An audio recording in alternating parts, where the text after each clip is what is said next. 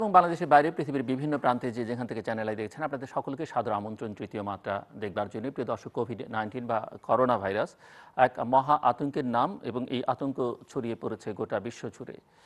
গোটা বিশ্ব জুড়ে এই আতঙ্ক এমন একটা আতঙ্কে যে আমরা জানি যে প্রতিটি মানুষকেই প্রতিটি প্রাণীকেই মৃত্যুবরণ করতে হবে, কিন্তু এখন মানবজাতির প্রতিটি সদস্যকে প্রতিনিয়ত ভাবতে হচ্ছে করোনা তাকে কখন আক্রান্ত করবে কিনা, করলে তার মৃত্যু অবধারিত কিনা। এরকম একটা সময় পৃথিবী বোধহয় বহু বছর অন্তত শতাব্দীর কথা তো বলাই যেতে পারেনি, এরকম সময় পৃথিবী দেখেনি। এবং কোভিড-19 শুধু মৃত্যু ঝুঁকি বা স্বাস্থ্য ঝুঁকির মধ্যেই মানুষকে সীমাবদ্ধ রাখেনি, অর্থনৈতিক, সামাজিক, রাজনৈতিক, কূটনৈতিক সহ নানা ঝুঁকির মধ্যে ফেলে দিয়েছে। বলা হচ্ছে এক নতুন বিশ্ব ব্যবস্থায় পৃথিবী প্রবেশ করেছে এবং এটাই হচ্ছে নতুন বাস্তবতা, নতুন স্বাভাবিকতা, এবং এর সঙ্গেই খাপ খাইয়ে চলতে হবে পৃথিবীকে। পুরনো ধ্যান ধারণা, পুরনো আচার আচরণ অনেক কিছুই বদলে যাবে আগামী দিনে, এমনকি রাজনৈতিক কাঠামোতেও একটা বড় ধরনের পরিবর্তন আসবে। বাংলাদেশও এর বাইরে নয়, এবং বাংলাদেশে গতকালকে যখন সংশ্লিষ্ট কর্তৃপক্ষ হিসেব দিচ্ছিলেন তার আগের 24 ঘন্টা, সেই হিসেব অনুযায়ী মৃতের সংখ্যা সর্বাধিক এখন পর্যন্ত রেকর্ড পরিমাণ, এবং আক্রান্তের সংখ্যাও রেকর্ড পরিমাণ। এরকম একটা পরিস্থিতিতে বিশেষ করে কোভিড-19 উত্তর যে অর্থনৈতিক সংকট সামনে গোটা পৃথিবী জুড়ে এবং বাংলাদেশে, সেই বিষয় নিয়ে কথা বলবার জন্য এবং বর্তমান পরিস্থিতিকে কীভাবে মোকাবেলা করা উচিত, কীভাবে করা হচ্ছে এবং কিভাবে করা যাবে, সেই সব বিষয় নিয়ে কথা বলবার জন্য দুজন অতিথি আমার সঙ্গে আজকে ঢাকার গুলশানের বাসা থেকে আমাদের সঙ্গে যুক্ত হচ্ছেন ভারত বাংলাদেশ চেম্বারের প্রেসিডেন্ট এবং federation of Bangladesh chamber of commerce and industry এফবিসিসির সাবেক সভাপতি মাতলুব আহমদ। আমাদের সঙ্গে ঢাকার বনানীর বাসা থেকে যুক্ত হচ্ছেন সেন্টার ফর পলিসি ডায়ালগ সিপিডির distinguished fellow doctor Mustafizur Rahman. স্বাগত আপনাদের দুজনকে তৃতীয় মাত্রায়। ডক্টর মুস্তাফিজুর রহমান, আপনাকে দিয়ে আলোচনাটা শুরু করতে চাই যে আপনারা বলছেন জীবন বাঁচতে জীবিকা হবে, অর্থাৎ জীবিকার আগে জীবন, এখন এটি হচ্ছে বাস্তবতা। কেন এমনটি মনে হচ্ছে যখন সব কিছু স্বাভাবিক করে দেবার একটা চেষ্টা বাংলাদেশে হচ্ছে? কারণ যদিও সরকারি ছুটি আছে, কিন্তু সরকারের দিক থেকে নানা রকমের ঘোষণা আসতে শুরু করেছে যে অর্থনৈতিক কর্মকাণ্ড স্বাভাবিক করবার। অনেক ফ্যাক্টরি খুলে দেওয়া হয়েছে, হোটেল রেস্তোরাঁ খুলে দেওয়ার ঘোষণা হয়েছে, শপিং মল বা দোকানপাট খুলে দেওয়ার ঘোষণা হয়েছে। একটু শুনতে চাই আপনার কাছ থেকে। ধন্যবাদ জিল্লুর। আপনি আপনার প্রারম্ভিক বক্তব্যে বলছিলেন যে আমাদের যে হিসাব দেয়া হয়েছে পরিসংখ্যান, তাতে দেখা যাচ্ছে যে আক্রান্তের সংখ্যা এবং মৃতের সংখ্যা আমাদের সর্বোচ্চ গেল গত 24 ঘন্টায়। এটা থেকেই বোঝা যাচ্ছে যে স্বাস্থ্য বিশেষজ্ঞরা যেটা বলছেন যে বাংলাদেশ এখন একটা পিক স্টেজের দিকে যাচ্ছে।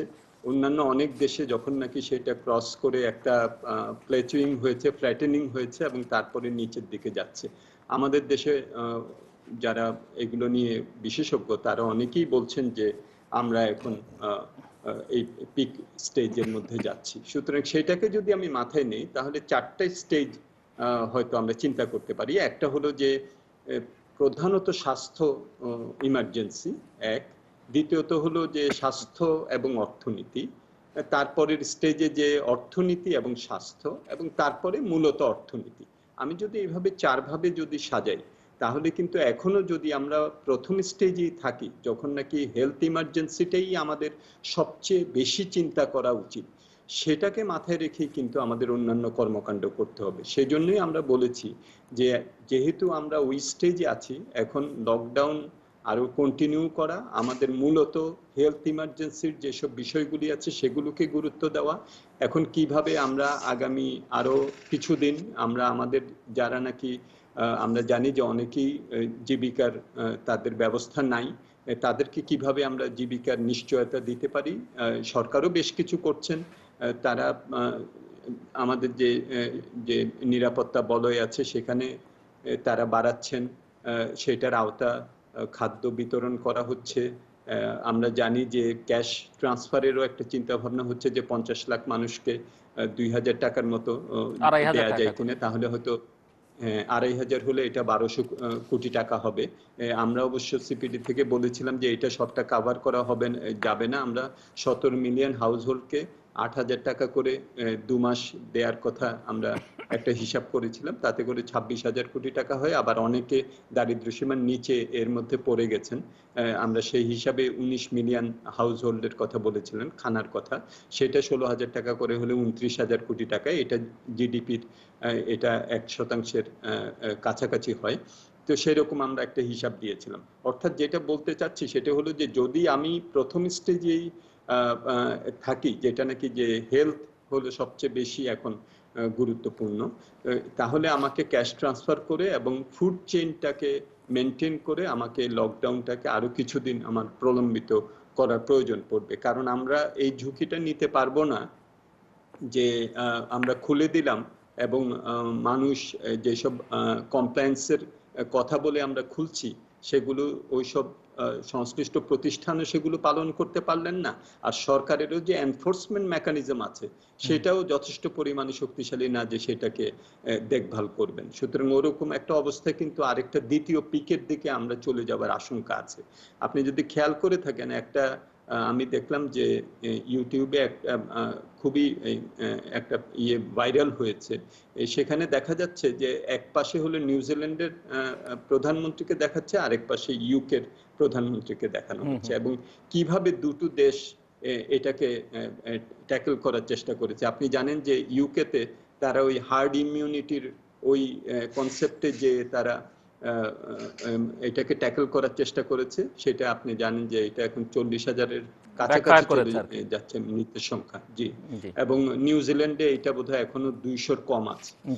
সুতরাং আমরা আমাদেরকে ওইটা মাথায় রেখে আমাদের করতে হবে। এখন সেটা করতে গেলে অবশ্যই যেটা আমি বললাম যে যদি ক্যাশ ট্রান্সফারের প্রশ্ন আসে, তাহলে তো অবভিয়াসলি আমাদের সম্পদের কতটুকু আমরা এটার জন্য মোবিলাইজ করতে পারবো সেটারও একটা প্রশ্ন অবশ্যই চলে আসে। সেই সীমাবদ্ধতা আমাদের রয়ে গেছে। আপনি জানেন জিল্লুর যে অনেক দিন ধরে আমরা বলছি যে আমাদের দেশের যে আমাদের প্রবৃদ্ধি ভালো হয়েছে, ধারাবাহিকভাবে প্রবৃদ্ধি হয়েছে, কিন্তু শক অ্যাবজর্পশন ক্যাপাসিটির জন্য একটা অর্থনীতি যেটা প্রয়োজন, এবং এরকম ইমার্জেন্সিতে শক অ্যাবজর্পশন ক্যাপাসিটিটাই কিন্তু মূলত হয়। আমার প্রবৃদ্ধি আমাকে সেই কনফিডেন্স দেয়, কিন্তু শক অবজারভেশন করতে গেলে আমার আরো স্পেস দরকার হয়। সেই স্পেসটা কিন্তু আমার আসতে পারতে হলো আমার ট্যাক্স জিডিপি রেশিও আজকে 10% না হয়ে এটা যদি এটা ইন্ডিয়া বা নেপালের মতো যদি 18% যদি হতো, তাহলে কিন্তু আমার অনেক স্পেস থাকতো আজকে কিন্তু তাহলে আমি ওই যে বললাম যে 16,000 টাকা করে আমরা যদি 2 কোটি পরিবারকে দিতে পারতাম, তাহলে কিন্তু আমাদের এই যে এখন জীবিকা আর জীবন একটা ফলস ডাইকোটমি, কারণ আসলে জীবনের উপরে তো আর কিছু হয় না। তো সেইটা আমরা কিন্তু আরো বেশি ভাবে করতে পারতাম। একইভাবে আমরা তো এর আগেও বলে আসছিলাম যে আমাদের দেশ থেকে যেসব সম্পদ চলে যাচ্ছে, কর কি হচ্ছে, গত 10 বছরে 5 লক্ষ কোটি টাকার মতো দেশ থেকে চলে গেছে বলে বিভিন্ন হিসাব আসছে। এগুলো কিন্তু আমরা বলছিলাম যে এগুলো যদি আমরা দৃঢ় হাতে দমন করতে পারি, আইনের প্রয়োগ করতে পারি, আমাদের অনেক ভালো ভালো আইন আছে, প্রয়োগ করতে পারি, তাহলে কিন্তু আমাদের এই সক্ষমতাটা আমাদের আরো ভালোভাবে বাড়বে। তখন অর্থনীতির কারণে আমার স্বাস্থ্য ইমার্জেন্সি বা সেফটি ইমার্জেন্সি গুলোকে বিবেচনায় অতটা মানে না রেখে আমাকে বিভিন্ন স্টেপস নেওয়ার যে প্রয়োজনীয়তা সেটাও কিন্তু কমবে।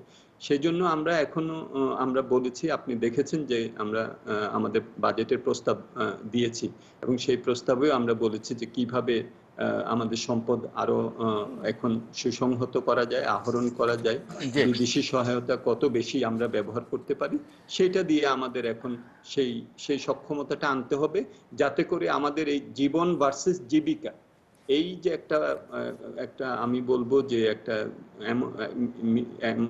এমন একটা দ্বৈত, একটার পাশে আরেকটাকে একটা ট্রেড অফ করানো, সেটা যাতে আমাদের না করতে হয়। মিস্টার মাতলুব আহমদ, আপনি শুনছিলেন ডক্টর মুস্তাফিজুর রহমানের কথা, এবং একটা কঠিন বাস্তবতার মধ্যে দাঁড়িয়ে গোটা পৃথিবী, বাংলাদেশও সামনে বাজেট, 11 তারিখে জুন মাসের সামনের মাসের বাজেট উপস্থাপন করা হবে। দ্বিতীয়ত হচ্ছে যে এখন এই সংকটকালে সবকিছুই প্রায় স্থবির। যদিও এই সময়টাতে একটা অভিযোগ, আপনি যেহেতু ব্যবসায়ীদের শীর্ষ নেতা, ব্যবসায়ীদের বিরুদ্ধে অভিযোগটা যে তাদের নিডের চাইতে গ্রিডটা অনেক বেশি ব্যবসায়ীরা প্রমাণ করেছেন এই সময়কালে। কারণ তারা একদিকে সারাক্ষণ প্রণোদনা এটা দরকার ওটা দরকার সেটাও বলছেন, আবার অর্থনৈতিক কর্মকাণ্ড স্বাভাবিক করবার দাবিও তারা তুলে ধরছেন। সো একটু আপনি বলবেন এই যে জীবন এবং জীবিকার মধ্যে যে সংঘাত এখন হয়ে দাঁড়িয়েছে তার সমন্বয় সাধন কিভাবে করবে, এবং যেটি ডক্টর মুস্তাফিজ বলছিলেন যে সম্পদের অপ্রতুলতার বিষয় আছে, সম্পদ ব্যবহারের স্বচ্ছতার প্রশ্নটি অত্যন্ত গুরুত্বপূর্ণ। ইতিমধ্যেই সরকারের দিক থেকে বেশ কিছু প্রণোদনা ঘোষণা করা হয়েছে এবং সেই প্রণোদনা মূলত ব্যবসায়ীদের চাহিদা কেন্দ্রিক, সেটি মেটাবার জন্যে। আবার এই প্রণোদনা কতটা স্বচ্ছভাবে ব্যবহার করা হবে সেটি নিয়ে অনেক প্রশ্ন আছে, এবং ডক্টর মুস্তাফিজ পাচারের কথা বলছিলেন। অনেকে মনে করেন যে এই প্রণোদনার ব্যবহার যদি স্বচ্ছ না হয় সেই টাকাও হয়তো পাচার করে দেয়া হবে বা পাচার হয়ে যেতে পারে, এবং এই যে প্রণোদনা যেটি দেওয়া হবে সেই অর্থই বা কোত্থেকে আসবে সেটি একটা বড় প্রশ্ন। সেই অর্থ কিভাবে ব্যবহার করা হবে, কিভাবে প্রণোদনা ডিস্ট্রিবিউশন হচ্ছে, সেটি নিয়েও নানা রকমের প্রশ্ন আছে। এবং সবচেয়ে বড় প্রশ্ন যে দেশের সিংহভাগ মানুষ সবকিছুর বাইরে থেকে যাচ্ছে কিনা, তারা বঞ্চিত হচ্ছে কিনা, তারা আরো পেছনে পড়ে যাচ্ছে কিনা, এবং মুষ্টিমেয় কিছু মানুষ সামনের দিকে এগিয়ে যাচ্ছে কিনা। ধন্যবাদ ধন্যবাদ জিলু সাহেব আপনাকে, ধন্যবাদ চ্যানেল আইকে। অনেকদিন পর আপনার এই শোতে আসলাম। তবে এমন এক সময় আসলাম যখন সারা পৃথিবী অর্ধেকের বেশি মানুষ ঘরে বসেছিল, এবং 2-3 মাস ঘরে বসে থাকার পর যারা অ্যাডভান্সড ইকোনমি, যাদের ট্রিলিয়ন ডলার তারা খরচা করতে পারে ফর সোশ্যাল বেনিফিটস, তারাও কিন্তু এখনো এই ইনক্রিজিং জেনেও তারা কিন্তু তাদের ইকোনমিক অ্যাক্টিভিটি খুলে দিচ্ছে। আপনি একটু খেয়াল করে দেখবেন, এই প্রথম বাংলাদেশ হিস্ট্রিতে মাননীয় প্রধানমন্ত্রী জননেত্রী শেখ হাসিনার ডাকে ধর্ম, রাজনৈতিক আপনার আইডিওলজি কিংবা যে কোনো জিনিস বলেন, এমনকি মসজিদে পর্যন্ত না যাওয়ার যে আহ্বান জানিয়েছিলেন সেটা কিন্তু সবাই অক্ষরে অক্ষরে ফলো করেছে। যার জন্য আমরা কিন্তু এই সাডেন রাইজ যেটা আমার অন্য অন্য জায়গায় দেখা গেছে সেটা কিন্তু আমরা কিছুটা হলো কন্টেইন হয়েছে। কিন্তু মনে রাখতে হবে যে আমাদের বিশাল এক জনগোষ্ঠী যারা দিন আনে দিন খায়, বা ছোট ছোট বিজনেস হাউসেস যারা কাস্টমারকে ডেইলি পেতে হয়, তারা কিন্তু অনেক দিন একসাথে থাকার পরে আর থাকতে পারছে না। সো এখন জীবিকা আগে না জীবন আগে? আমার কাছে মনে হয় এটা জীবন আর জীবনের মধ্যে আমাদেরকে চয়েস করতে হবে। যদি আমরা সবাই ঘরে বসে থাকি 1 বছর, তাহলে আমরা কত জীবন না খেয়ে মরবে। আর যদি আমরা স্বাস্থ্যসম্মতি বিধি মেনে সরকারের যে পলিসিগুলো ওনারা দিয়েছেন সেইগুলো মেনে যদি সবাই চলতে পারেন, তাহলে কত মানুষ মারা যাবে। এখন একটা জিনিস সঠিক, কিন্তু মিস্টার মাতলুব আহমেদ, একটা প্রশ্ন জাস্ট আমি করতে চাই। যদি লকডাউনের প্রশ্নটা যেটি ডক্টর মুস্তাফিজুর রহমান বলছেন, সিপিডির পক্ষ থেকে বলেছে, লকডাউনটা যদি প্রপারলি করা হতো বা করা হয়, সাময়িক কষ্ট হতো, আপনি ধরেন 15 দিন বা 1 মাস বা 2 মাস যদি বা 1.5 মাস যদি আপনি এটা করেন, তাহলে তো এই আক্রান্তের সংখ্যা, মৃতের সংখ্যা, মারা যাওয়ার সংখ্যা অনেক কমে আসবে। মানে এভাবেই যারা নিয়ন্ত্রণ করেছে, এবং অন্যদের যাদের কথা আপনারা বলছেন যে খুলে দেওয়া হচ্ছে, তারা কিন্তু অনেক মানে গবেষণা করে ম্যাপিং করে তারপরে ধীরে ধীরে খুলছে, সেটি কিন্তু আমাদের এখানে হচ্ছে না।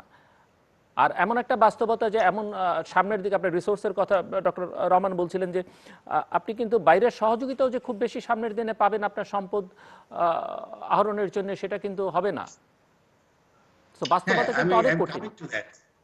আমি ওইদিকে আসছি যে আমরা যদি এখন ঘরে রাখি, তাহলে মুস্তাফিজ ভাই যেমন বললেন যে 26,000 কোটি বা 29,000 কোটি, আপনি দেখবেন যে মাননীয় প্রধানমন্ত্রী কিন্তু আমাদেরকে সারপ্রাইজ করে দিয়েছেন যে একবারে 72,000 কোটি দিয়ে ডিক্লেয়ার করেছেন। তার আগে 5,000 কোটি for the workers, for the garments. এরপরে ব্যাংকারদের জন্য অনেক ছাড় দিয়েছেন যাতে ওরা লিকুইডিটি পায়, সেটাও 1 লাখ কোটি টাকার বেশি চলে গেছে। বাংলাদেশে কিন্তু ইকোনমি অত বড় না, এবং সেখানে কিন্তু যত সম্ভব এমনকি প্রাইম মিনিস্টার থেকে শুরু করে একদম নিচু পর্যন্ত যে সবাই মিলে এই করোনা ভাইরাসের ফাইটে নেমে গেছে, এটা কিন্তু একটা গুড একটা পজিশন, কিন্তু আমরা অন্য দেশ থেকে বেটার আছি। আমেরিকাতে প্রেসিডেন্ট সাহেব ডাকলেও অনেকে মানে না, লন্ডনে এগুলো মানে নাই, যার জন্য তারা কিন্তু অনেকখানি এটার আঘাত পাচ্ছে। I totally agree with you. যদি আমরা এই স্টেজে ঘরে থাকতাম তাহলে আমাদের রিস্ক অ্যামাউন্ট অনেক কমে যায়। কিন্তু সব দেশ তো সমান না। আমাদের যে যে টাকা পয়সা আছে, আমাদের দেশের যে ইকোনমিক লেভেল, এটা আমার কাছে মনে হয় যে যেহেতু আমাদের অনেক বেশি লোক প্রান্তিক ব্যবসা বাণিজ্য করে, আমরা যখন বড় যারা আমরা বিজনেস করি, আমাদের জন্য আমরা অত ওয়ারি করি না। আমাদের লস হলেও আমরা আগামীতে 2-3 বছর খেটে আমরা আবার দাঁড়া করাতে পারবো। কিন্তু যারা প্রান্তিক তাদের জন্য, এবং খেয়াল করে দেখবেন ইদানিং আমরা ফেডারেশনে বিসিসিআই আমাদের প্রেসিডেন্ট ফাহিম সাহেবের সাথে আমরা সবাই মিলে কথা বলেছি। 30,000 কোটি আর 20,000 কোটি যে খরচগুলো, যে প্রণোদনা আছে, 20,000 কোটি কিন্তু আছে প্রান্তিকের জন্য। But as rightly pointed out, Mustafiz ভাই যে পয়েন্ট আউট করলেন, ডিস্ট্রিবিউশনটা করবো কি করে? কারণ এদের বেশিরভাগই অ্যাকাউন্টে নাই। অনেকে আছে ক্যাশে ব্যবসা করে, অনেকে হয়তো ট্যাক্স অ্যাকাউন্টে দেয় না। তো ওদের জন্য আবার একটু ইজি করে দিচ্ছেন, যেমন 50,000 বা 50 লাখ রেশন কার্ড দিচ্ছেন 10 টাকা করে চালের জন্য। এই যে নতুন নতুন অভিনব জিনিস তৈরি করতে হচ্ছে একদিকে, আর একদিকে ইমপ্লিমেন্ট করতে হচ্ছে। It's a very very difficult situation the government is in. তার মধ্যে থেকে যে মাথা ঠান্ডা রেখে যে একটা সঠিক একটা কিংবা একটা দিক নির্দেশনা দিচ্ছেন, যেখানে আমাদের লাইফ যাতে কমে, ইভেন্চুয়ালি যাতে আমাদের লাইফ লস কম হয় এবং ইকোনমিটা যাতে না ভেঙে যায়, এই দোটানার মধ্যে দিয়ে কিন্তু সরকার সিদ্ধান্ত নিচ্ছেন। তো আমি এখানে কিন্তু কোনটা ভালো কোনটা খারাপ এটা সময় বলে দিবে। কিন্তু একটা জিনিস সঠিক, যে মাননীয় প্রধানমন্ত্রীর কথা সবাই শুনছেন এবং একযোগে শুনছেন। যখন আমাদেরকে বলা হয়েছে মসজিদ যাবে না, কেউ মসজিদে যায়নি, কেউ মন্দিরে যাবে না, কেউ মন্দিরে যায়নি। এই জিনিসটা আমরা বাংলাদেশের হিস্ট্রি দেখতে পাইনি। সেই জন্য আমি খুব আশাবাদী যে ইনশাল্লাহ যদি সবাই মিলে একটা স্বাস্থ্যবিধি যেটা দেওয়া হয়েছে সেটা যদি সবাই মানতে পারে, এই স্বাস্থ্যবিধি মানার দায়িত্ব হতে হবে এফবিসিসিআই এবং all chamber of commerce and all business associations. তাদেরকে এই স্বাস্থ্যবিধি মানার পাওয়ার দিতে হবে, যে তোমরা এনশিওর করবে। পুলিশিং করে এই স্বাস্থ্যবিধি মানা বাংলাদেশের মতো জায়গায় খুব ডিফিকাল্ট। ডক্টর মুস্তাফিজুর রহমান, আপনি আপনি আপনি শুনছিলেন ধন্যবাদ। না মতলুব জি, না মতলুব ভাইয়ের কথা শুনছিলাম। মতলুব ভাই অনেকগুলি গুরুত্বপূর্ণ কথা বলেছেন, এগুলোর সাথে দ্বিমত করার কোনো অবকাশ নেই। এবং মাননীয় প্রধানমন্ত্রী প্রথম থেকে যেভাবে একাগ্রচিত্তে এটা মোকাবেলা করার চেষ্টা করছেন, সেটা একটা খুবই চ্যালেঞ্জিং টাইমের মধ্যে, এবং সেটাও সবারই প্রশংসা কুড়িয়েছে।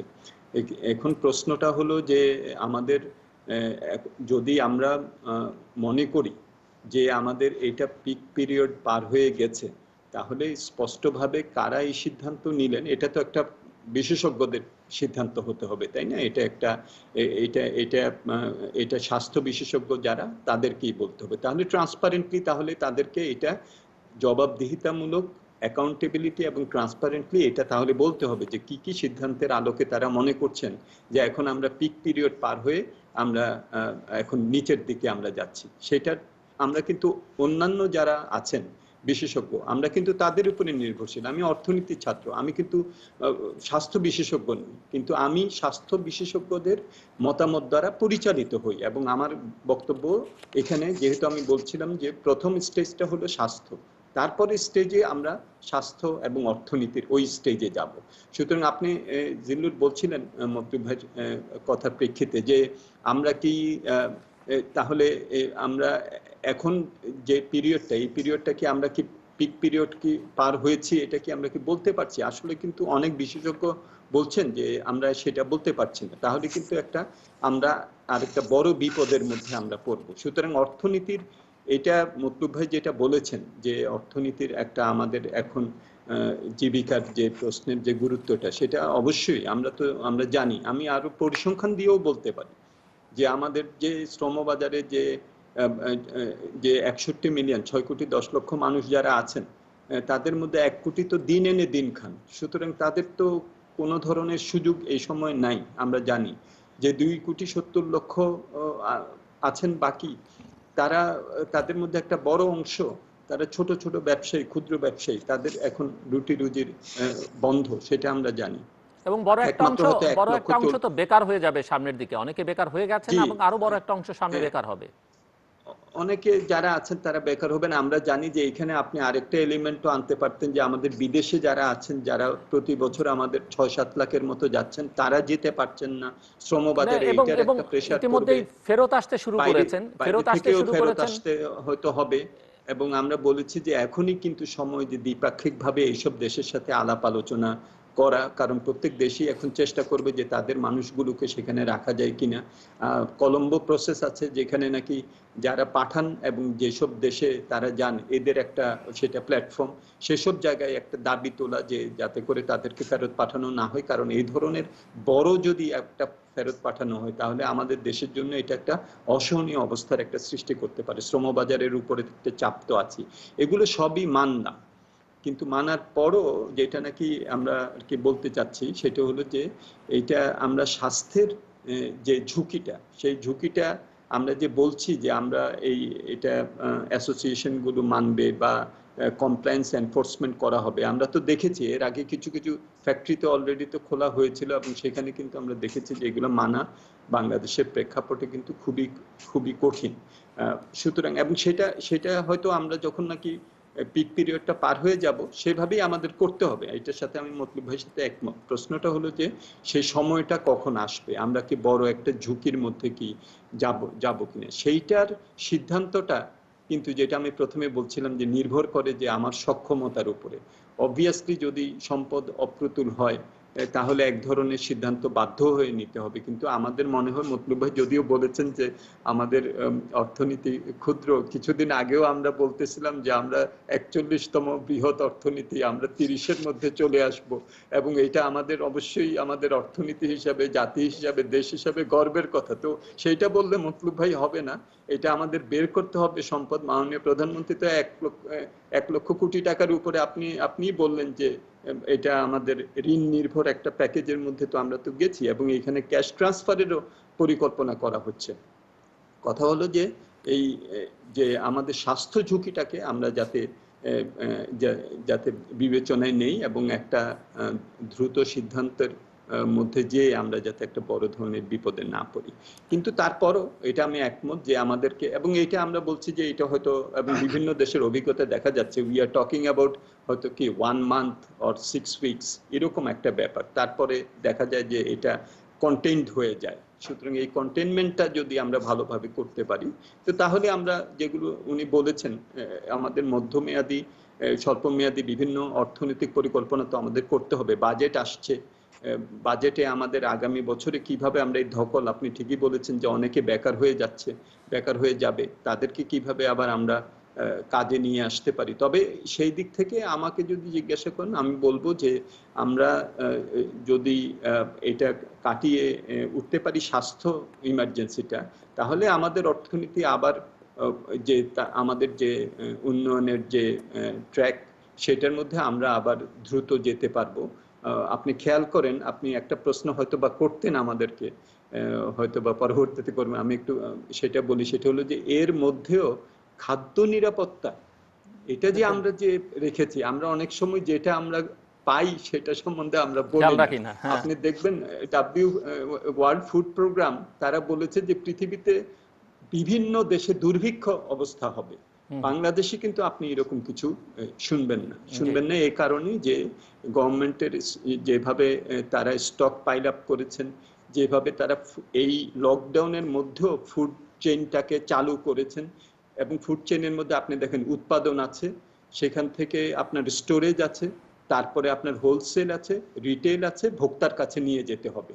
সুতরাং সেখানে একটা অর্থনৈতিক কর্মকাণ্ড কিন্তু চালু না রেখে, আপনি যতই লকডাউনের কথা বলেন না কেন, আপনি জি। ফুড চেইনটাকে তো চালু রাখতে হয়েছে রাইট। আপনার, তা না হলে তো আর এটা হবে না, তাই না? জি। সুতরাং জীবন জীবিকা যদি আমি বলি, তাহলে জীবন জীবিকার একটা ভারসাম্য কিন্তু অলরেডি বাংলাদেশে আমরা কিন্তু প্রতিষ্ঠিত করতে পেরেছি, যেটা নাকি আমি বলবো যে আমাদের জন্য একটা বড় একটা একটা আমাদের অর্জন। কিন্তু প্রশ্নটা হচ্ছে যে কখন আমরা খুলে দেব, কাজ- যাতে করে জি। স্বাস্থ্য ঝুঁকিটাকে আমরা সামাল দিতে পারি। মিস্টার মাতলুব আহমেদ, ডক্টর মুস্তাফিজুর রহমান উল্লেখ করছিলেন যে আমরা বাংলাদেশের অর্থনীতি সম্পর্কে কি শুনছিলাম এতদিন এবং আপনারা কি বলছিলেন, এবং সেই প্রেক্ষিতে বলা যায় অপ্রতিরোধ্য গতিতে এগিয়ে চলেছে বাংলাদেশ, এটি আমরা শুনছিলাম যে সমৃদ্ধ অগ্রযাত্রার বাংলাদেশ এবং একটা প্রবৃদ্ধিতে বাংলাদেশ যে দীর্ঘদিন ধরে স্টেবল এবং একটা ভালো পজিশন আছে, এবং অনেকে যদিও সেটি সমালোচনা করেছে যে অর্থনীতি শুধুমাত্র প্রবৃদ্ধি কেন্দ্রিক যে আলোচনা সেটি দিয়ে আসলে অর্থনীতিকে বিবেচনা করা ঠিক হবে না, এবং সেই প্রবৃদ্ধি এবার তো প্রেডিকশন বিশ্বব্যাংক অনেকেই করছেন যে অনেক নিচে নেমে যাবে। তো আপনার কাছে একটু শুনতে চাই যে 1-2 মাস সামলাতেই এত কষ্ট হচ্ছে, আপনারাই বলছেন, মানে আপনিও খানিকটু উল্লেখ করেছেন, তাহলে এত এগুলাম যে আমরা সেই গল্প কোথায় গেল? এটি কি গল্প ছিল না বাস্তবতা ছিল? এবং সামনে বাজেটের প্রশ্ন আসছে, প্রশ্ন হলো যে এই যে সম্পদ কোত্থেকে আসবে, এবার যে বাজেট হবে সেই বাজেটের চেহারাটা কি হবে, কি হওয়া উচিত, সেটিও একটু শুনতে চাইবো আপনাদের কাছ থেকে। জি হ্যাঁ, অফকোর্স। সবসময় মনে রাখতে হবে যে বাংলাদেশে যে এই অভূতপূর্ণ যে গ্রোথ ছিল, এটা অনেক আছে গল্প বা স্বপ্ন কিংবা একটা মিরেকেল লাগবে। কারণ এটা বাংলাদেশ হ্যাজ প্রুভেন ইটসেলফ যে সে গ্রো করতে পারে এবং মাঝে মাঝে বড় বড় প্রজেক্ট তারা নিজেরাই করতে পারে। এটা মাননীয় প্রধানমন্ত্রী জননেত্রী শেখ হাসিনা বারবার করে প্রুভ করে দিয়েছেন। আজকে যে একটা অভূতপূর্ব একটা সিচুয়েশন, যেটা বাংলাদেশ কেন, বাংলাদেশে আরো অনেক স্ট্রং অর্থনীতিও কিন্তু কাবু হয়ে গেছে, এবং যেহেতু তাদের একটা বিশাল একটা রিজার্ভ ছিল এবং তাদের রিজার্ভ আছে, যার জন্য ইংল্যান্ডের মতো জায়গাতে 0.1% এখন ইন্টারেস্ট রেটে টাকা দিচ্ছে টু দ্য বিজনেস। তো তাদের সে ক্যাপাসিটি আছে। আমাদের এখানে 4.5%-এ আমাদের দেবার জন্য সরকারকে আবার 4.5% লোড বহন করতে হচ্ছে। তো ইউ হ্যাভ টু আন্ডারস্ট্যান্ড যে সিচুয়েশনটা ডিফারেন্ট ফ্রম ইচ কান্ট্রি। এবং অবশ্যই বাংলাদেশের গ্রোথ গল্প নয়, বাংলাদেশের গ্রোথ বাস্তবতা। এখন আপনি যে গ্রোথটা দেখেছেন সেই গ্রোথটা কিন্তু আমাদের প্রধানত আসছে যে বড় বড় মেগা প্রজেক্ট থেকে, এবং সেইখানেও দেখেন মাননীয় প্রধানমন্ত্রী জননেত্রী শেখ হাসিনা কিন্তু সেই প্রজেক্টকে কিছুটা হলেও থামিয়ে দিয়ে সেই টাকাটা জনগণের পিছনে এখন খরচা করছেন। কারণ শি অলসো আন্ডারস্ট্যান্ডস যে লাইফ ইজ মোর ইম্পর্টেন্ট। আমাদের জনগণের জীবন বাঁচানো হলো সবচেয়ে আগের কাজ, এবং তার জন্য উনি আগামীতে আমার কাছে মনে হয় আরো প্রণোদনা দেবেন, যেগুলো যাদের অ্যাকচুয়ালি লাগবে তাদের দিকেই এগুলো যাবে। এবং মুস্তাফিজ ভাইয়ের মতোই যারা আছেন, যারা এসব কিভাবে ডিস্ট্রিবিউট করবেন এগুলো ওনারাই ঠিক করে দিবেন সরকারের সাথে বসে, কোনটা করলে ভালো হয়, কি করে যাদের দরকার তারা পাবে, এদের খেলা করার দরকার। সেজন্য আমি মনে করি যে এটা গল্প না। বাংলাদেশের গ্রোথ ইনশাল্লাহ, যদি আপনি IMF এর রেজাল্ট দেখেন যে ওরা 2020-তে আমাদের গ্রোথ 3 মতো নিয়ে আসবে, যেটা ভারতের চেয়ে উপরে থাকবে, এবং আগামী বছরে IMF এর ফোরকাস্ট হচ্ছে আমরা 8+ চলে যাব, 9+ চলে যাব। সো এনিওয়ে আমরা অতটা দরকার নাই। আমরা এটুকুই বলবো যে I totally agree with Mustafiz ভাই যে লাইফ ইজ ইম্পর্টেন্ট। যার জন্য আমি আমার কথা শুরুতেই বলেছিলাম এখানে জীবন এবং জীবন নিয়ে আমাদের সিদ্ধান্ত, দুদিকেই আমাদের কষ্ট। আমাদের যদি বন্ধ রাখি তাহলেও কষ্ট, যদি খোলা রাখি তাহলেও আমরা একটা আননোন কষ্টের মধ্যে আছি। কিন্তু একটা জিনিস ঠিক, সারা পৃথিবীময় যেখানে এখনো বাড়ছে, বাংলাদেশে যেমন এখনো বাড়ছে, একটা সার্টেন টাইমের পরে ইকোনমিকে যদি আপনি অ্যাক্টিভিটি না করতে দেন তাহলে এটা ভেঙে যাবে, এবং একটা ভঙ্গুর ইকোনমিকে আবার সোজা করতে বেশ কষ্ট হবে। যার জন্য মুস্তাফিজ ভাই কারেক্টলি বলেছেন যে ফুড চেইন রাখার জন্য আমাদেরকে ট্রান্সপোর্ট অর্গানাইজেশনগুলো ঠিক রাখতে হবে, ট্রাক, পিকআপ, এবং যারা ফসল ফলাচ্ছে তাদের টাকা পয়সা পেতে হবে, যার জন্য সীমিত আকারে ব্যাংকও খুলে গেছে। আপনি দেখবেন যে এই লকডাউনের মধ্যেও মাননীয় প্রধানমন্ত্রী কিন্তু ব্যাংক খোলা রেখেছেন, এই ট্রাক চালানোর জন্য ব্যবস্থা রেখেছেন, পোর্ট পর্যন্ত খুলে দিয়েছেন, যে পোর্টে যেটা আমাদের ওষুধপত্র, জিনিসপত্র আসতে পারে। এখন আমি যেটা মনে করি যে জুলুর ভাইয়ের কথাতেই এটা গল্প না। আমরা একটা হঠাৎ করে একটা বিরাট সমস্যার মধ্যে পৃথিবী পড়ে গেছে, যার মধ্যেও বাংলাদেশ বাদ পড়ে নাই, কিন্তু শক্ত হাতে এটা ডিল করা হচ্ছে।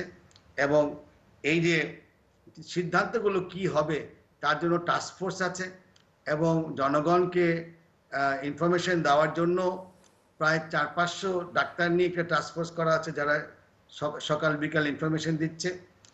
একটা কথা আমাদের স্বীকার করতে হবে যে কষ্ট আমাদেরকে স্বীকার করতেই হবে।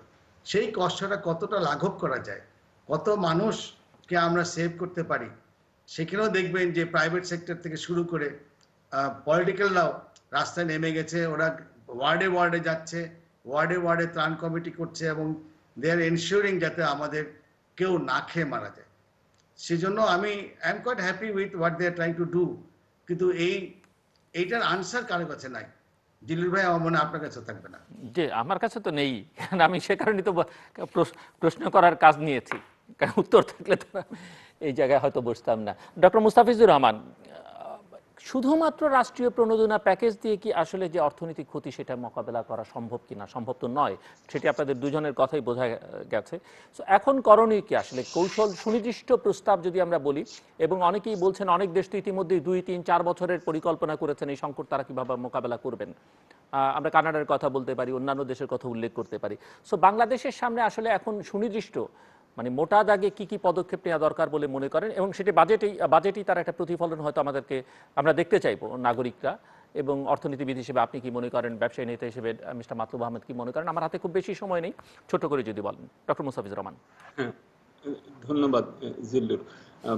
মতলুব ভাইয়ের স্পিরিটের সাথে আমি একেবারেই একমত। এখানে সতর্কতা এবং সদিচ্ছা এটার মধ্যে কোনো একটা দ্বৈততা নেই। এটা নিয়েই আমাদের চলতে হবে, সতর্কও থাকতে হবে, আমাদের সদিচ্ছাও থাকতে হবে, যাতে জনগণের একটা আমরা সিকিউরিটি দিতে পারি। সেটা economic security and health security দুটোই আমাদের দিতে হবে। এখন সামনের বাজেট অবশ্যই খুবই গুরুত্বপূর্ণ হবে, এবং আমরা বেশ কিছু প্রস্তাবও দিয়েছি। যদি আপনি বাজেটের 3টা সাইড যদি আমরা ধরি, তাহলে একটা হলো যে সম্পদ আহরণ, সম্পদের বন্টন, এবং আমাদের ঘাটতি যেটা হবে ঘাটতি অর্থায়ন। সম্পদ আহরণের দিক থেকে আমরা বলেছি যে এবার তো আমাদের রেভিনিউ কালেকশন অবশ্যই কম হবে। আমাদেরকে বৈদেশিক সাহায্য যেটা আমরা বেশি আনতে যাতে পারি এই ঘাটতি অর্থায়নের জন্য, সেই দিকটাতে আমাদের চেষ্টা করতে হবে। কর ফাঁকি, দেশ থেকে সম্পদ পাচার করা, এগুলোর বিরুদ্ধে দৃঢ় পদক্ষেপ রাখতে হবে। এটা একটা জাতীয় একটা দুর্যোগপূর্ণ অবস্থার মধ্যে আমরা যাচ্ছি। এই সময় এখানে শৈথিল্য বা এনফোর্সমেন্ট কোনোভাবে সেখানে শৈথিল্য করা উচিত হবে বলে আমার মনে হয় না। আর বৈদেশিক সাহায্যের ক্ষেত্রে আমাদের এখন কিন্তু বিভিন্ন বাইল্যাটারাল, মাল্টিল্যাটারালরা কিন্তু সাহায্য দিতে প্রস্তুত আছে, এবং যেহেতু সম্পদ আহরণ কম হবে এবার, অবশ্যই আমরা দেখছি যে অর্থনৈতিক কর্মকাণ্ড না হলে রেভিনিউ কালেকশনও কম হবে। সুতরাং সেইটার উপরে বেশি নির্ভরশীল হয়তো আমাদের হতে হবে। কিন্তু আমাদের ঋণ পরিষেবার রেকর্ড ভালো। আমাদের 34% মাত্র হলো আমাদের অভ্যন্তরীণ এবং বৈদেশিক ঋণ জিডিপি শতাংশ অনুযায়ী, যেটা অনেক, এটা আমাদের সীমিত অবস্থায় আছে। আর সম্পদ বিতরণের দিক থেকে, বন্টনের দিক থেকে আমাদের মূলত এডিপির উপরেই নির্ভর করতে হবে, এবং সেখানে আমরা বলেছি যে যেসব প্রজেক্টগুলোতে বেশি শ্রমঘন, যেখানে নাকি প্রাইভেট সেক্টরকে সেটা এবং প্রাইভেট সেক্টর এন্টারপ্রাইজ এবং এন্টারপ্রেনার তাদেরকে ইনসেন্টিভাইজ করতে পারে, ওই ধরনের প্রজেক্টগুলোকে অগ্রাধিকার দেয়া, যেগুলো নাকি এখন নতুন প্রজেক্ট বা হয়তো উন্নয়নমূলক প্রজেক্ট না, সেগুলোর থেকে আমাদেরকে এখন বিরত থাকাই ভালো। এবং আমাদের বার্ষিক উন্নয়ন কর্মসূচিতে আমরা বলেছি যে প্রজেক্ট ধরে ধরে কোনগুলোকে আমরা হয়তো পরে আমরা করলেও কোনো ক্ষতি হবে না বড় ধরনের, সেগুলোকে আইডেন্টিফাই করে সেখান থেকে অর্থ আমাদেরকে সাশ্রয় করতে হবে, এবং আমাদের অর্থনীতির যেসব জায়গাগুলোতে শ্রমঘন যেসব কর্মকাণ্ড, সেই জায়গাগুলোতে স্মল অ্যান্ড মিডিয়াম এন্টারপ্রাইজেস, সেগুলোতে আমাদেরকে চাঙ্গা করার জন্য ব্যবহার করতে হবে। সুতরাং মূলত তো প্রাইভেট সেক্টরই তো বিনিয়োগ করেন, কিন্তু সরকারের বাজেটটা এমনভাবে করতে হবে যাতে সেই সব প্রজেক্টগুলোই নেয়া যেগুলো প্রাইভেট সেক্টরকে উদ্দীপিত করতে পারে, সেখানে যাতে তাদেরকে প্রণোদিত করতে পারে। সুতরাং সেইভাবে করা উচিত বলে আমরা ডিটেলস আমরা আমাদের মিডিয়া ব্রিফিং এ বলেছি। মিস্টার মাতলুব আহমদ। হ্যাঁ, অবশ্যই এবারে বাজেটে আমরা যেটা দেখবো, সবচেয়ে আগে দেখবো যে এই যে কারেন্ট বাজেট চলছে সেটা অবশ্যই ফুলফিলমেন্ট আহরণে হবে না। তো সেখানে একটা রিভাইজ বাজেট আসবে, যেখানে এটাকে আবার ডাউনসাইজ করে একটা দেখতে হবে কতটুকু যায়। কিন্তু আগামী বছরে যে বাজেটটা আসবে, অবশ্যই এখানে আমাদের লোকেল যে আহরণ ছিল সেখান থেকে ওনারা ভ্যাটে কিছু পাবেন, কিন্তু ইম্পোর্ট ট্যাক্স এবং ইনকাম ট্যাক্স দুটোই কমে যাবে। সেই জন্য টোটাল যে ইন্টারনাল রেভিনিউ যেটার উপরে ওনারা ব্যাংকিং করতেন আগামীতে, সেটা এবারে একটু কমে যাবে। কিন্তু যেটা বাড়বে সেটা হলো ফরেন লোন। মুস্তাফিজ ভাই ওনার বক্তব্যের মধ্যে বলেছেন, হি ইজ অ্যাবসলিউটলি কারেক্ট। আমরা কিন্তু আরো বিশালভাবে IMF, ওয়ার্ল্ড ব্যাংক লোন আর অন্য লোন আমরা নেওয়ার চেষ্টা করব, বাজেটে সেগুলো থাকবে। এবং আমাদের টাকা ছাপাতে হবে, সেইটাও ওনারা কিভাবে প্লেস করবেন মনিটারি ফিসক্যাল পলিসি যাই না, বা টাকা ছাপাতে হবে। এবং এই বাজেটে এগেইন আবারও বলবো, মুস্তাফিজ ভাই সেটা কিছু হিন্ট দিয়েছেন যে বিশাল একটা স্টিমুলাস প্যাকেজ আরও দিতে হবে স্পেশালি ফর MSME, যারা প্রান্তিক ব্যবসা করেন কিংবা গরিব আছেন, যারা এখন অনেক মিডল ইনকামের চেয়ে লো ইনকাম গ্রুপ যারা ছিল, তারা কিন্তু এখন পভার্টি গ্রুপে চলে আসবে।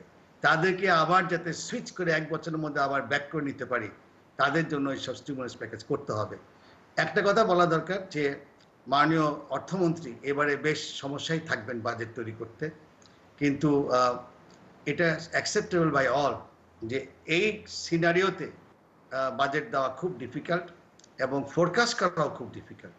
তারপরেও আমি বলবো যে বাংলাদেশ এগিয়ে যাবে এবং ইনশাআল্লাহ বাংলাদেশের যে গ্রোথ, এটা গল্পে থাকবে না, এটা বাস্তবে। আমার ডক্টর মুস্তাফিজের কাছে একটা প্রশ্ন থাকবে, যে ছোট্ট করে যদি উত্তর দেন। টাকা ছাপানোর কথা বলেছেন, অর্থনীতিবিদদের অনেকেই এটাকে খুব গ্রহণযোগ্য বলে মনে করেন না, মানে স্বাভাবিক বলে মনে করেন না এই মুহূর্তে বাংলাদেশের বাস্তবতায়। দ্বিতীয়ত হচ্ছে আপনাদের দুজনের কাছে আমার ছোট্ট প্রশ্ন, যে সামনে 11 তারিখে বাজেট উপস্থাপন করা হবে, এই বাজেট নিয়ে এই বাস্তবতায়ও আপনাদের সঙ্গে ব্যবসায়ী নেতা হিসেবে মিস্টার মাতলুব আহমেদ কিংবা অর্থনীতিবিদ হিসেবে ডক্টর মুস্তাফিজুর রহমান, আপনাদের সঙ্গে সংশ্লিষ্ট যারা বাজেট প্রণয়নের সঙ্গে যুক্ত আছেন, তারা কি কথা বলেছেন বাজেট নিয়ে? একটু জানতে চাই, যে ছোট্ট করে। ধন্যবাদ জিল্লুর।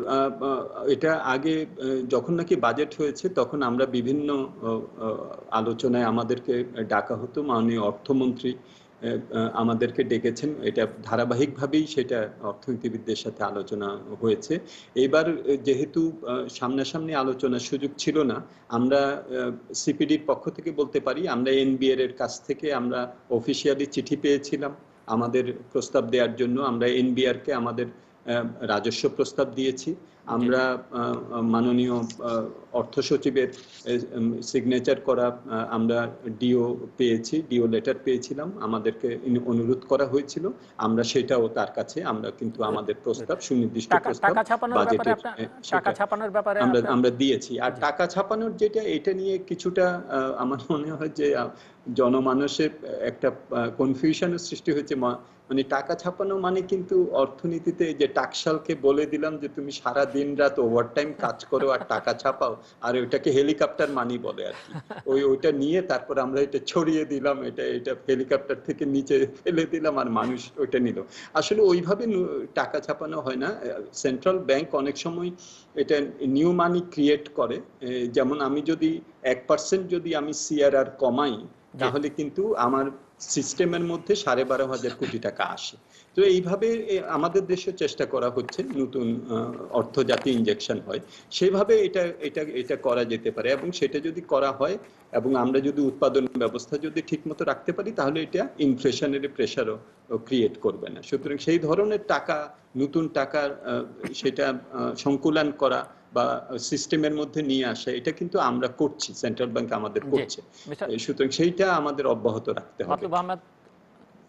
হ্যাঁ, আমি মনে করি যে NBR যথারীতি তারা কিন্তু ফেডারেল FBCCI এবং অল সেক্টরাল যারা আছেন তাদের সাথে রেগুলার কথা বলেন, কিন্তু এবারে আমাদের মাঝে মাঝে ইনডাইরেক্ট করতে হয়েছে। ফেডারেশনের মাধ্যমে আমরা অনেক কিছু ডাটা দিয়েছি। এটা বিগত দিনের মতো অতটা ঘটা করে করতে পারি নাই আমরা এবারে। তারপরও দ্য প্রসেস ইজ অন। এবারে আমাদের যা মনে হয় যে এবারে বাজেটে সবচেয়ে বেশি যারা রোল প্লে করবেন তারা হলো বাংলাদেশ ব্যাংকের কি কর্মকাণ্ড আর ব্যাংকের কি কর্মকাণ্ড। কারণ প্রত্যেকটা স্টিমুলাস প্যাকেজ যা আমরা বলছি সব ব্যাংকের উপর নির্ভরশীল হচ্ছে। ব্যাংক যদি সোজা না দাঁড়াতে পারে, তাহলে কিন্তু আমাদের যাই আমরা বলি না কেন কোনো কিছু কাজে আসবে না। তাই NBR এর তো রেজাল্ট ডিপেন্ড করবে on how the banks perform, how Bangladesh bank performs. এখন পর্যন্ত আমরা যে রেজাল্ট আমরা চেয়েছি সেই রেজাল্ট এখন আমরা ফাইন্যান্সিয়ালি পাচ্ছি না। ব্যাংকগুলোকেও আমার কাছে মনে হচ্ছে একটু নড়বড়ে। তাদেরকে একটু শক্ত হাতে আনতে হবে এবং ব্যাংকে যেসব প্রবলেমসগুলো ছিল সেইগুলো সরকারকে একটু নজর দিতে হবে যাতে ব্যাংকগুলো পারফর্ম করতে পারে। ব্যাংকের পারফরমেন্স যদি না হয় তাহলে কিন্তু আমাদের স্টিমুলাস প্যাকেজ বলেন আর রিকভারি বলেন কোনো কিছুই আগাতে কিন্তু পারবে না। ব্যাংকের কি আর এখন শক্ত হওয়ার সময় আছে? মানে সেই বাস্তবতা আছে? ব্যাংক এমন একটা জিনিস, জি, ব্যাংক এমন একটা জিনিস, এটা সব সময় it can come back provided the ধন্যবাদ, রেগুলেটরস এন্ড ব্যাংকের ধন্যবাদ। মালিক তারা যাতে ফলো করে। ডক্টর মুস্তাফিজুর রহমান কি মনে করেন বর্তমান বাস্তবতা 30 সেকেন্ডে যদি বলেন ব্যাংকের কি সেই বাস্তবতা আছে? হ্যাঁ, মানে যখন আসলে তার নজর দেওয়া আমার দরকার মনে ছিল? হয় যে আপনি জিল্লুর আপনি জানেন যে আমাদের এই কোভিড আসার আগেই আমাদের ব্যাংকিং সেক্টরের ব্যবস্থাপনা জি, এবং সেখানে নজরদারি খবরদারি এগুলো নিয়ে আমাদের অনেক ধরনের সমালোচনা ছিল, আমরা অনেক ধরনের পরামর্শ দিয়েছি। সুতরাং সেই রকম একটা ব্যাংকিং ব্যবস্থার উপরেই কিন্তু এই প্রণোদনার বাস্তবায়নের একটা দায়িত্ব পড়েছে। জি। সুতরাং অবশ্যই আমাদের সেখানে দুশ্চিন্তার শেষ নেই, কিন্তু আমরা চাইবো যে এই নজরদারি খবরদারি সেন্ট্রাল ব্যাংক চেষ্টা করছে, আমরা যেগুলো দেখছি সেখানে একটা সতর্কতামূলক অনেক পদক্ষেপ আছে যেটার কারণে অনেকে কমপ্লেনও করছেন, কিন্তু কমপ্লেনটা করার আগে দেখতে হবে যে কেন সেন্ট্রাল ব্যাংক এত সতর্কতামূলক ধন্যবাদ, ব্যবস্থা করছেন। ধন্যবাদ মিস্টার মাতলুব আহমদ এবং ডক্টর মুস্তাফিজুর রহমান আমাদের সঙ্গে যুক্ত হওয়ার জন্য। দর্শক, কথা হচ্ছিল কোভিড-19 বা করোনা ভাইরাস নিয়ে। গত সর্বশেষ রিপোর্ট যেটি এসেছে স্বাস্থ্য দপ্তর থেকে সেই অনুযায়ী একটা হেলথ ইমার্জেন্সির মধ্যে বাংলাদেশ এবং গোটা পৃথিবী, এবং বাংলাদেশের বাস্তবতায় এখনো পর্যন্ত লকডাউনের কোনো বিকল্প নেই, কারণ সংখ্যাটা ঊর্ধ্বমুখী, মৃতের সংখ্যা এবং আক্রান্তের সংখ্যা। এখন জীবিকা এবং জীবনের মধ্যে যে সমন্বয় সাধন সেই বিষয় নিয়ে আমার অতিথিরা বলছিলেন, এই ভারসাম্যটা বজায় রাখতে হবে। তবে অবশ্যই জীবন থাকলে জীবিকার চেষ্টা করা যাবে, জীবিকা থাকলে হবে না যদি জীবন না থাকে। এবং সব জায়গায় সতর্কতা এবং সদিচ্ছাটা অত্যন্ত গুরুত্বপূর্ণ বিষয়, আমার দুই অতিথি একমত পোষণ করেছেন। এবং সতর্কতা, সদিচ্ছার সঙ্গে স্বচ্ছতা এবং জবাবদিহিতা সেটি অত্যন্ত গুরুত্বপূর্ণ। দর্শক, আমাদের সঙ্গে থাকবার জন্য অসংখ্য ধন্যবাদ। আমাদের একটাই অনুরোধ সবার কাছে, সেটা হচ্ছে এই বাস্তবতায় ঘরে থাকবার কোনো বিকল্প নেই। নিজের জন্য এবং অপরের জন্য ঘরে থাকুন, ঘরে থাকুন এবং ঘরে থাকুন।